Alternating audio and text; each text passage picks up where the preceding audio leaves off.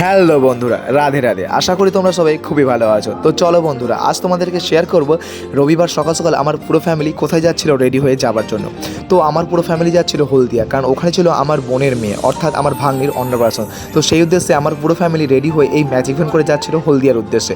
তো আমিও রেডি হয়ে গিয়েছিলাম যাবার জন্য, কিন্তু আমাকে যেতে হয়েছিল ট্রেনে করে, কারণ আমি ঘুমতে ঘুরতে দেরি করে আমার জন্য গাড়ি ওয়েট করছিল না।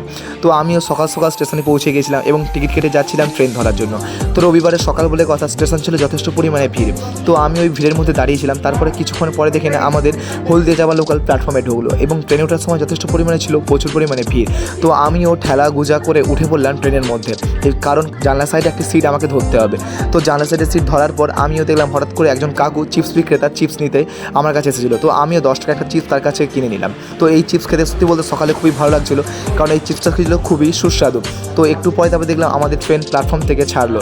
সত্যি বলতে রবিবারের সকালটা খুবই ভালো লাগছিলো, কারণ বাইরে ছিল হালকা হালকা ঠান্ডা শীতের আমেজ। তো মনটা সত্যি ভরে গিয়েছিলো। তো এরপরে দেখতে পাচ্ছিল বন্ধুরা, ট্রেনের মধ্যে যথেষ্ট পরিমাণে ছিল ভিড়, কারণ এই ট্রেনও সেদিন ছিল যথেষ্ট পরিমাণে আমাদের ভিড়।